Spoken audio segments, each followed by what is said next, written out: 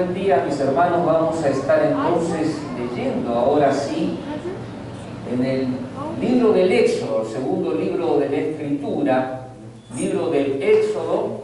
Me olvidé de pasarle a la hermana de la pantalla. Éxodo capítulo 17. Éxodo 17:8. Éxodo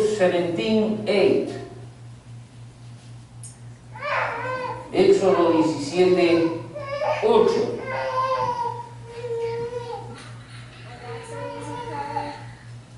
Estamos leyendo los primeros pasos del pueblo de Israel después de haber salido de Egipto en camino a Sinaí.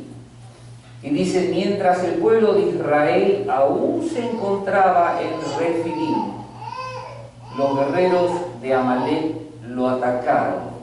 Así que Moisés ordenó a Josué: escoge a algunos hombres para salir a pelear contra el ejército de Amalek. Mañana yo estaré en la cima de la colina sosteniendo la vara de Dios en mi mano.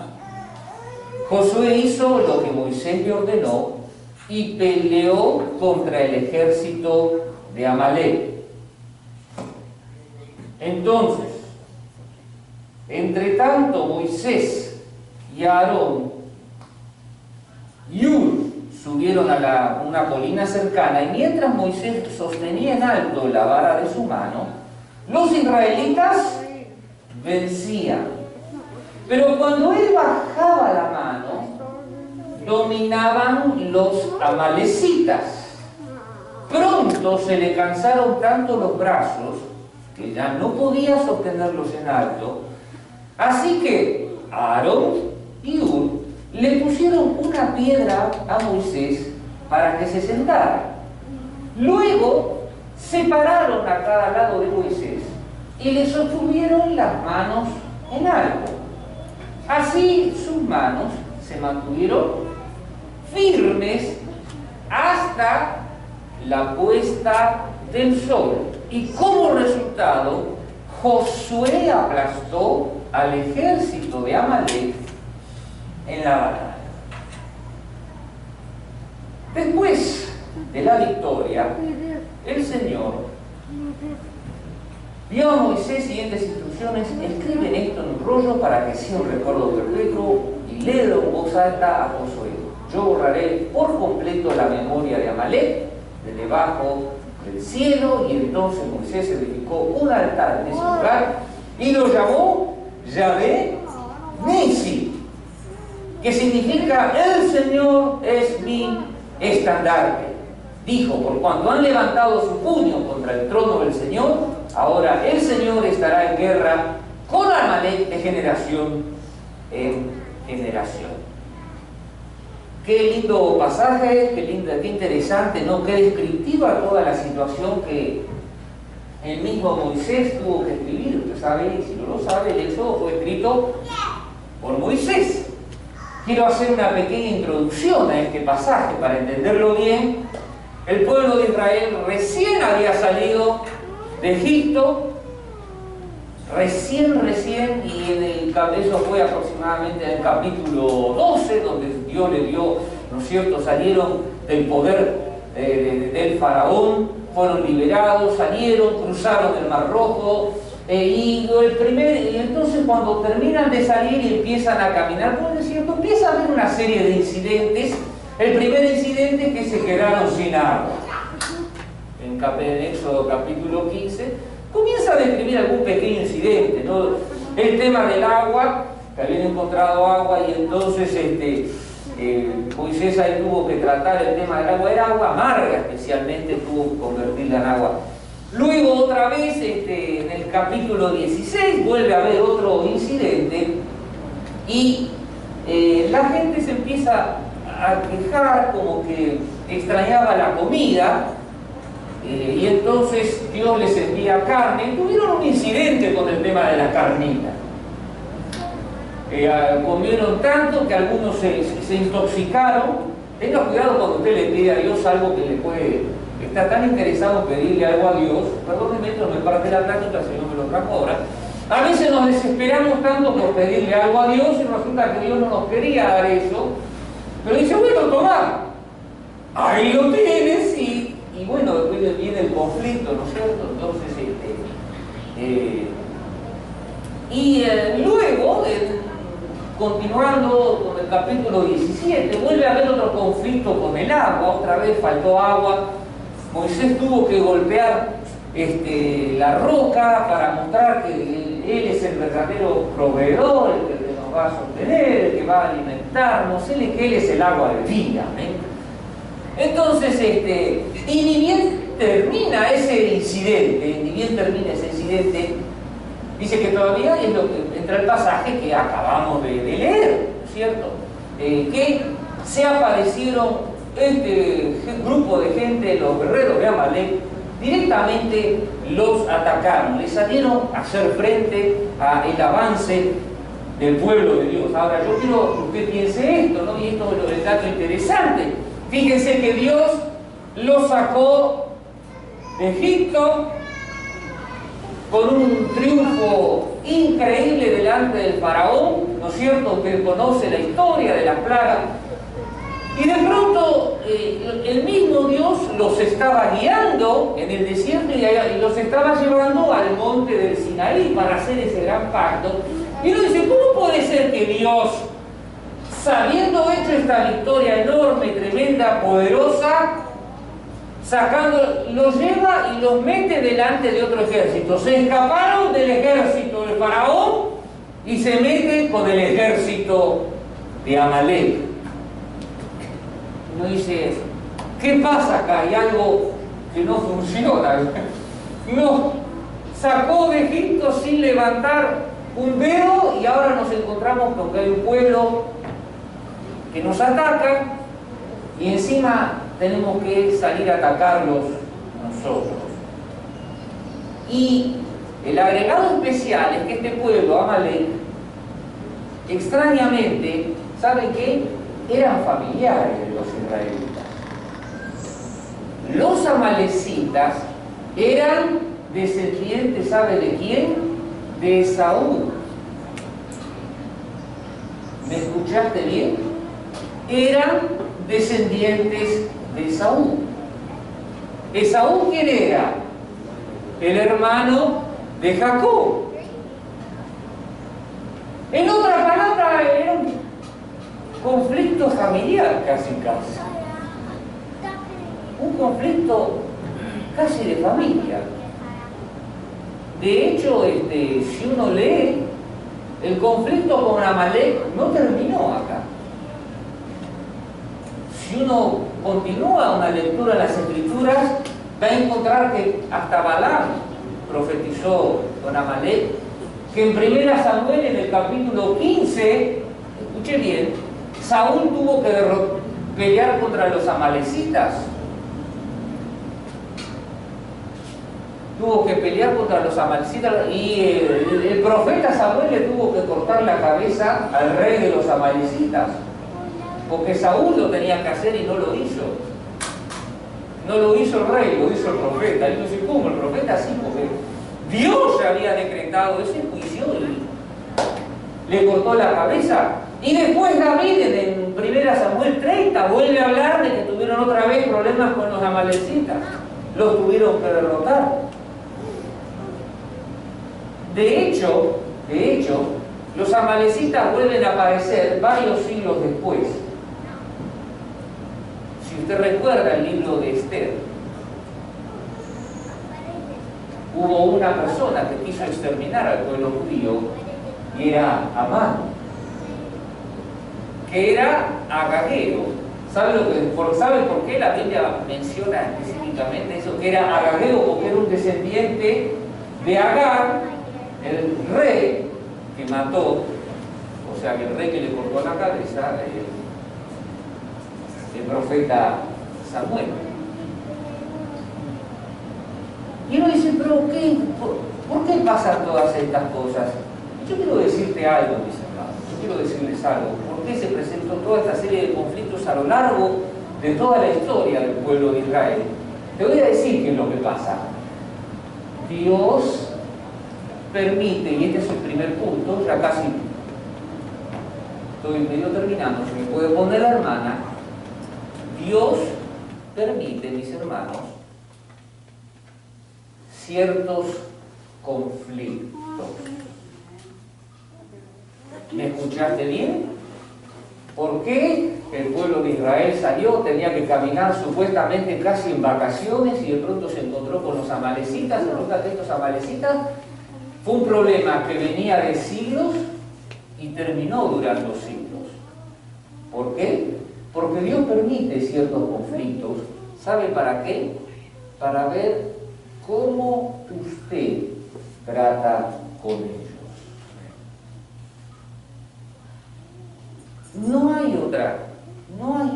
Dios siempre quiere ver dónde estás parado o parada espiritualmente y Él va a dejar que pasen conflictos a propósito. En el libro de Jueces, en el capítulo 3 al 5, dice que dejó a ciertas naciones para probar al pueblo de Israel.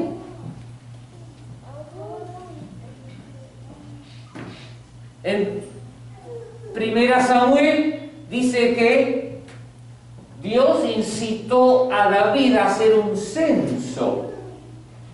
Yo no sé si recuerda ese pasaje, pero y dice, ¿cómo que Dios lo incitó a David? Sí, le puso la tentación y David cayó en la tentación de querer hacer un censo. ¿Saben por qué quiso hacer un censo David?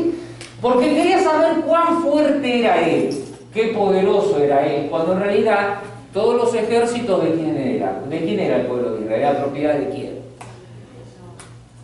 Y como castigo de eso, Dios extrañamente envió una plaga. Extrañamente Dios envió una plaga. Mis hermanos, Dios va a permitir situaciones de conflicto en nuestra vida. Él sabe qué es lo que hace, Él sabe por qué lo hace, y el secreto acá es cómo usted trata con el conflicto. Si usted toma autoridad espiritual sobre el conflicto o si usted se rinde ante el conflicto. Ese es el problema que usted tiene que decidir. Yo no puedo andar, yo lo único que puedo hacer es incentivarlo a que se confíe plenamente en Dios, para que Dios trabaje en su vida, para que Dios le dé esa visión espiritual de cómo tener que manejar el conflicto.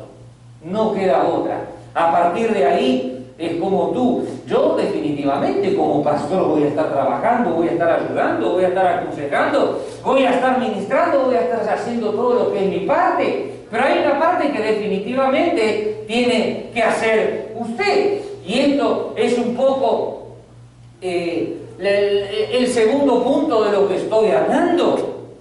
Fíjese cómo Moisés organizó la cosa. Dice que Moisés le dijo en el verso 9 de lo que habíamos leído, le ordenó a Josué, escoge algunos hombres para salir a pelear contra el ejército de Amalek. Mañana yo estaré a la cima de la colina, sosteniendo la vara de Dios en mi mano. Y Josué hizo lo que Moisés le ordenó y peleó contra el ejército de Amalek. Yo quiero decirte algo. Acá el secreto de la victoria espiritual, el secreto de la victoria espiritual es, primero, identificar cuál es el problema y segundo, tener una estrategia para lidiar con el problema. Y eso es lo que muchas veces nosotros no queremos hacer, nos cuesta hacer. Aquí, extrañamente, y eso es una cosa que notan muchos comentaristas, dicen que el pueblo de Israel esta vez no se quejó. Digo, bueno, bendito sea Dios, no se quejó. Al contrario, ¿no? Parece que hubo una dinámica, parece que esta vez entendieron que había un problema en el cual ellos tenían que lidiar, y cuando digo lidiar es tratar con el tema en una forma personal. Entonces, se organizó todo, dice, escoge a algunos hombres, escoge, y entonces Josué hizo lo que Moisés le ordenó, dice, y peleó contra el ejército de Amalek. ¿Qué quiere decir esto? que cuando usted tiene un conflicto, usted tiene que pedirle a Dios la estrategia espiritual. ¿Qué es lo que tengo que hacer yo en este conflicto? ¿Qué es lo que tengo que hacer yo? ¿Cuál es mi lugar? ¿Cómo tengo que moverme? ¿Cuál es mi posición? Cuando yo no cumplo con todas estas cosas, el enemigo lo sabe. El enemigo lo sabe. Y aquí es interesante, ¿no?, cómo describe el tema. Primero, la ubicación. Dice que Moisés se iba a ir a la colina, que Josué tenía que elegir a algunos hombres. No todos están capacitados para pelear una batalla espiritual. Qué interesante esto. Porque no le dice agarra a todos los hombres. Dice, escoge a algunos hombres. Escoge a algunos hombres. Hermano, sea un escogido, sea una escogida. Y no escuché ningún amén, lo digo de vuelta. Sea un escogido, sea una escogida. Sea un valiente para Dios. No sea de los que ahí están. Sea valiente para Dios. Métase en la batalla. Moisés se fue para un lado, Josué fue para el otro. Josué empezó la batalla, ¿no es cierto? Tengo que tomar una posición en cada conflicto. Este es un poco el segundo punto. Tengo que ocupar mi lugar en mi batalla espiritual. Tengo que ocupar mi lugar. ¿Qué significa esto? Yo no puedo escaparme de las cosas. No puedo escaparme de un conflicto, de una... no puedo. Dios siempre se va a encargar de traérmelo de vuelta. ¿Sabía eso? Por eso tuvieron tantos problemas con los amalecitas, desde Jacob y Esaú, que eso fue aproximadamente unos 2000 años, casi antes de Cristo, entre 1500 y 2000 años antes de Cristo, hasta casi unos 500 años, casi 2500, 3000 años, lidiando con el mismo problema. Obviamente Israel tuvo que hacer cosas, ¿no es cierto? Pero uno tiene que tomar su posición, tiene que ser fiel, ¿no?, en lo que está haciendo, en eso que está haciendo. Y si hay algo que no funciona, pero pida ayuda, mi hermano. Pida ayuda. Mire, acá hasta Moisés precisó ayuda.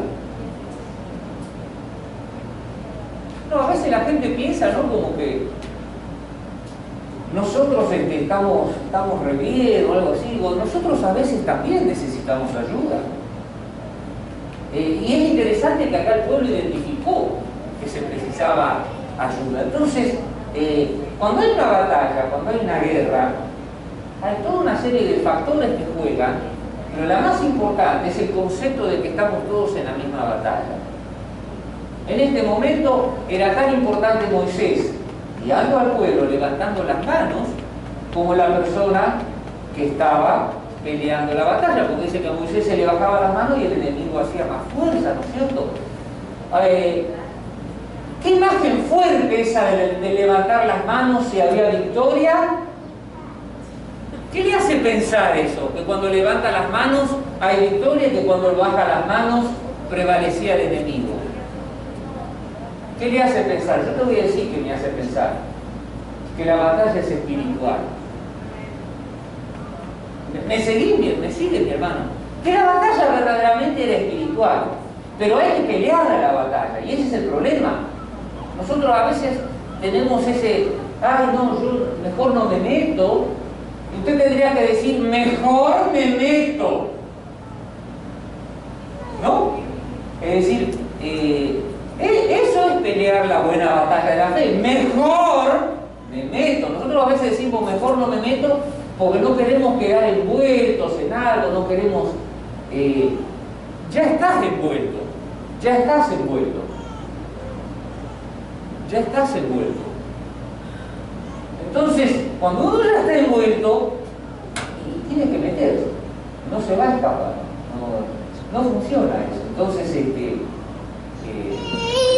que pedir ayuda, se pide ayuda, mis hermanos, no hay ningún problema, no es nada malo pedir ayuda. Realmente acá, en todo este incidente, ¿saben quién fue el que precisaba ayuda? ¿Quién era? Moisés fue el que precisaba ayuda. Fue Moisés el que precisaba ayuda. Estaban todos cumpliendo su función, pero había alguien que se le estaban cayendo los brazos. Y entonces, es interesante la descripción esta, y ya me voy acercando al tercer punto, ¿no es cierto? Es interesante que en el verso 12 dice: pronto se le cansaron tanto los brazos que él ya no podía sostenerlos en alto. ¿En cuánto tiempo se le caían los brazos? ¿Cómo dice la palabra? ¿Cuánto tardó que se le cansaran los brazos? No dice cuánto, pero dice pronto. ¿Usted probó quedarse con las manos levantadas así un tiempo? Cuando nosotros venimos acá y cantamos a Dios y levantamos las manos en señal de entrega, pero a los 5 minutos, como mucho, automáticamente uno tiende a bajarlas. Es un acto instintivo,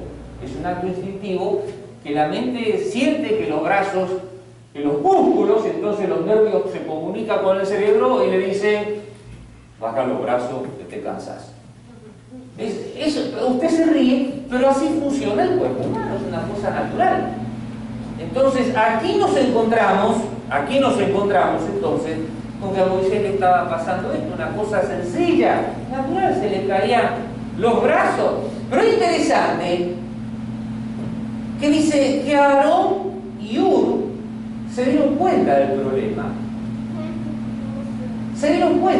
¿Y qué hicieron? Dice: le pusieron una piedra a Moisés para que se sentara.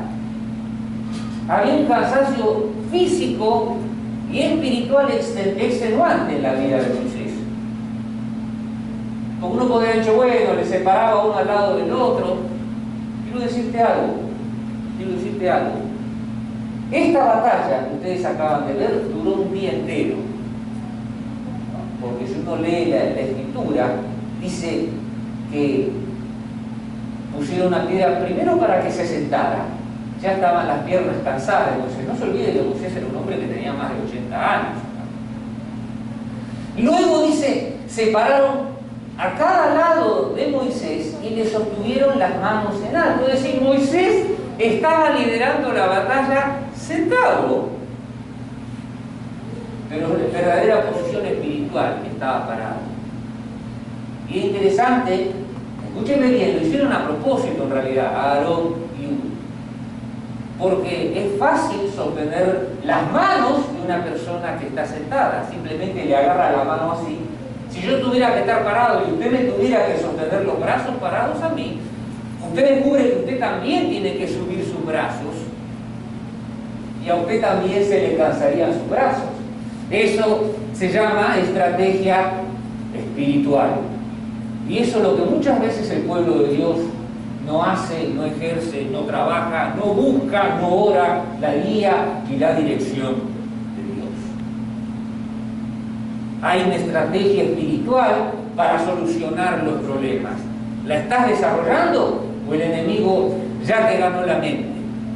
Ese es el secreto de la vida espiritual. Hay una estrategia espiritual.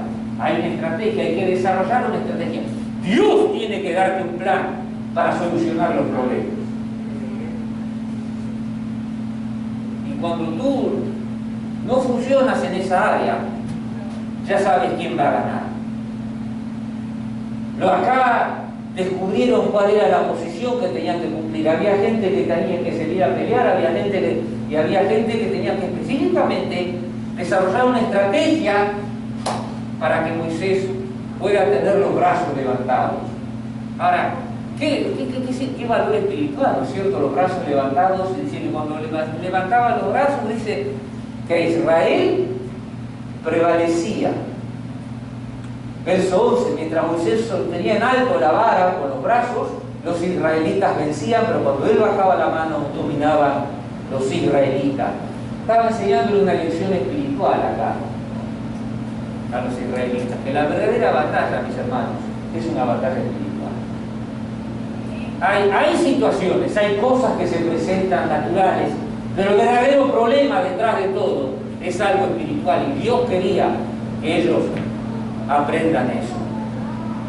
Moisés solo no pudo, Josué no podía, el pueblo solo tampoco podía.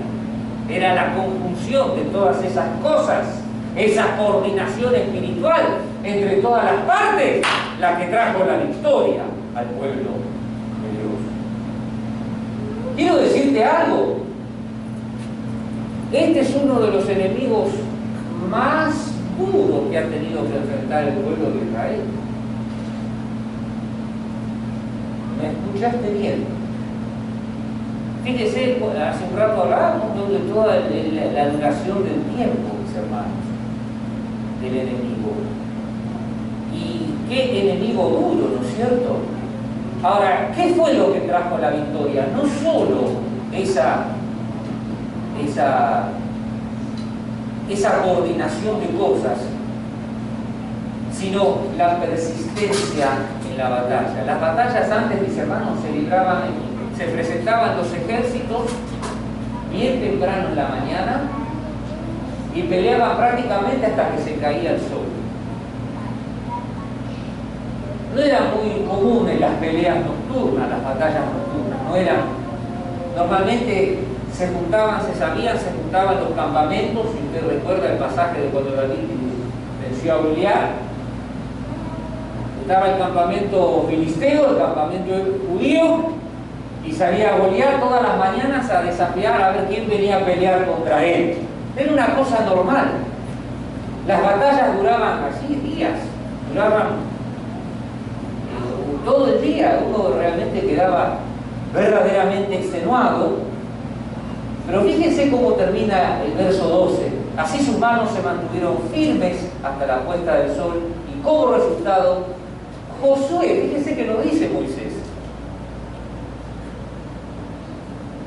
Dice, Josué aplastó al ejército de Amalek en la batalla.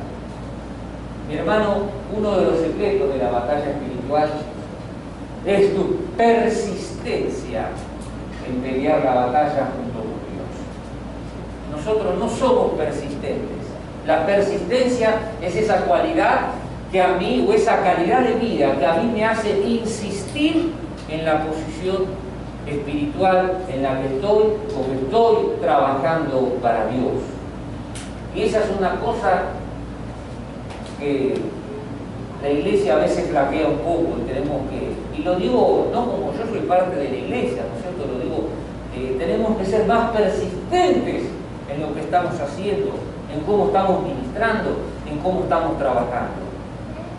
Y esto me lleva a terminar casi, ¿no?, con el tercer punto de lo que estaba hablando esta mañana, mis hermanos.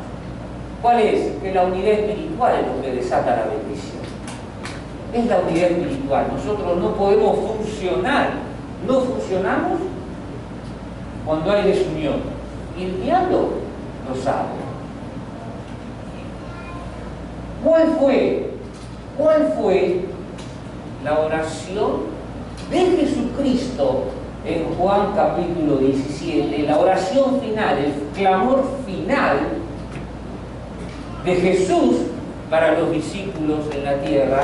¿Sabe cuál fue? ¿En qué se resume todo ese capítulo 17? Esa oración que todos los comentaristas hablan de que fue la oración que Jesús hizo en Getsemaní también.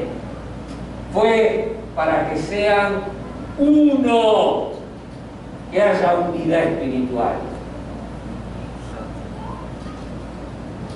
Porque la unidad espiritual es lo único que desata la victoria de Dios sobre el pueblo, sobre su pueblo. Entonces, mi hermano, este pasaje nos deja una serie de lecciones, una serie de enseñanzas, donde nadie es el indiscutido y todos somos trabajadores, todos estamos incluidos en este lugar, en este trabajo, y donde todos tenemos que salir adelante. Por eso, mi hermano, preparémonos cuando surja la adversidad, cuando pase algo, que podamos trabajar en unidad, que podamos tener esa sensación de que todos juntos hacemos cosas para Dios, y todos separados, perdónenme lo que le voy a decir, posiblemente no le busque, pero trabajamos para el diablo. ¿Sabía eso?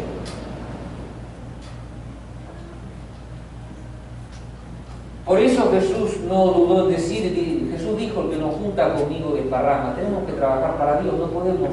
Y yo, hermano, me comprometo a eso, ¿no? A seguir trabajando para la gloria de Dios. Y yo sé que ustedes también, ¿no es cierto? Pero eso la idea que Dios puso en mi corazón en esta mañana de cómo tenemos que trabajar. Tiene que haber unidad, tiene que haber esa apertura, tiene que haber... Y eso es lo que va a hacer que esta iglesia florezca. Dios no trabaja con un grupo de personas peleadas, Dios trabaja con un grupo de personas que están unidas. Dice: mirad cuán bueno y cuán hermoso es a los hermanos habitar juntos en armonía. No lo digo yo, lo dice el salmista, ¿no es cierto? Dice que Jehová, ¿qué envía allí? ¿Qué envía allí? ¿Recuerda el Salmo? Envía bendición y vida eterna. ¿Envía qué? Bendición y vida eterna. Amén. Gracias, hermana Reina, desde la computadora nos habla. La unidad trae bendición y vida eterna. Puede decir amén.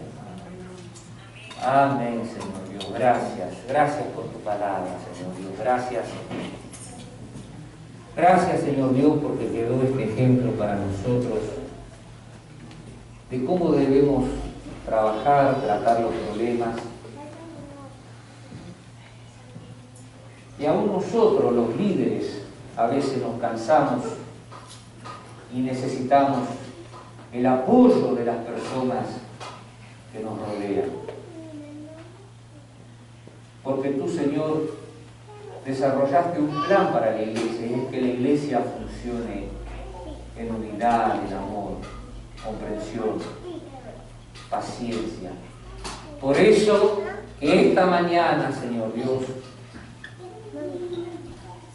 nos ponemos bajo tu guía, bajo tu dirección, que podamos trabajar como hacían Moisés, Josué, esas personas que estaban peleando con Josué, Señor Dios, y que podamos persistir, Señor Dios, en la batalla espiritual, que no seamos, Señor Dios, aquellos que abandonamos Señor, no queremos ser, Señor, yo no quiero ser de esos que abandonan, Señor Dios, yo quiero ser de aquellos que persisten y que donde finalmente pueden ver la victoria de Dios, porque ese es el secreto de la persistencia, Señor Dios, poder ver la victoria de Dios, poder ver la victoria de Dios en mi vida, poder ver la victoria de Dios en mi casa, poder ver la victoria de Dios en la iglesia.